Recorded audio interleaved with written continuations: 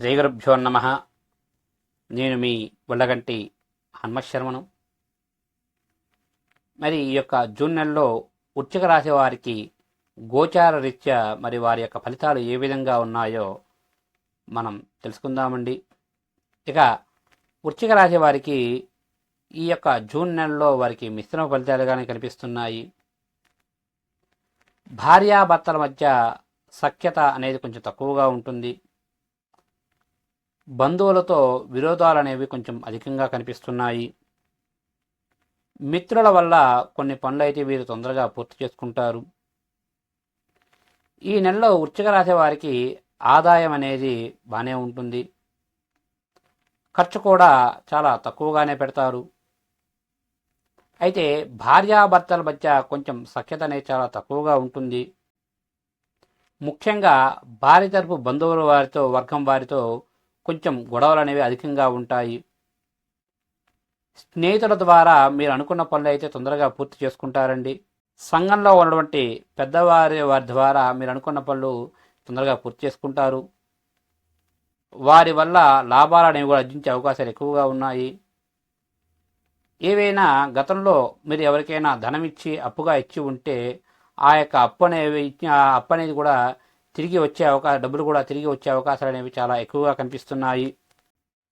కొన్ని విషయాలలో మాట పెరిగి బయట వారితో కూడా గొడవలకు దారితీసే అవకాశాలు ఎక్కువగా కనిపిస్తున్నాయి.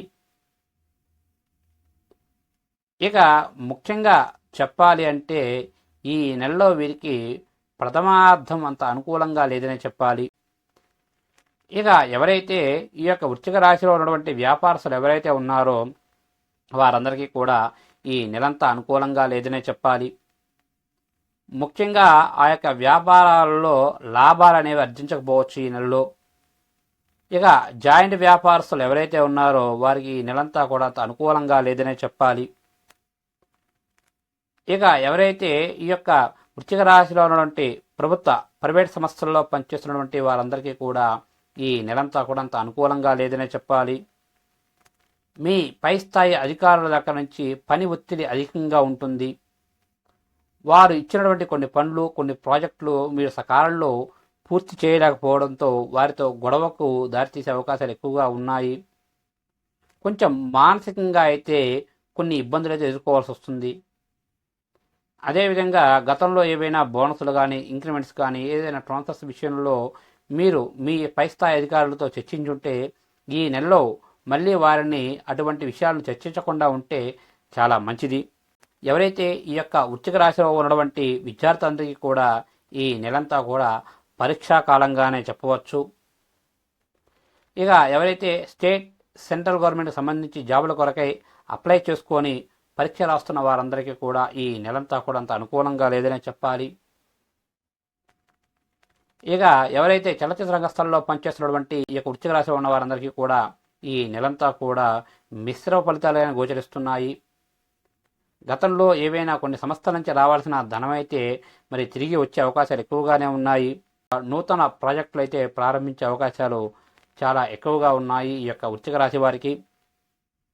ఇక మొత్తంగా చెప్పాలి అంటే వృశ్చిక రాశి వారికి ఈ నెలంతా కూడా మిశ్రమ ఫలితాలుగానే గోచరిస్తున్నాయి. ఇక వీరికి ఈ నెలలో అనుకూలమైన రోజులుగా మరి 3వ తారీఖు, 5వ తారీఖు, 12వ తారీఖు, 15వ తారీఖు, 20వ తారీఖు, 24వ తారీఖులు వీరికి అనుకూలమైన రోజులుగా ఉన్నాయి. ఇక వీరికి ఈ నెలలో మరి ప్రతికూలమైన రోజులుగా 8వ తారీఖు, 10వ తారీఖు, 17వ తారీఖు, 22వ తారీఖు, 26వ తారీఖు మరియు 29వ తారీఖులు వీరికి ప్రతికూలమైన రోజులుగా ఉన్నాయి. కాబట్టి అనుకూలమైన రోజుల్లో మీరు ఏ కార్యం తలపెట్టినా ఎటువంటి ఇబ్బందులు లేకుండా పూర్తి చేస్తారండి. ఏవైనా ప్రతికూలమైన రోజుల్లో ఏవైనా కార్యం తలపెడితే కొన్ని ఇబ్బందులు వచ్చే అవకాశాలు ఎక్కువగా ఉన్నాయి. కాబట్టి గురువు గారిని కానీ లేదా మీ ఇంటి పురోహితుని కానీ సంప్రదించి దానికి సంబంధించినటువంటి తగు పూజలు చేసుకుంటే మీకు అంతా మంచి జరుగుతుంది. శుభస్య శీఘ్రం.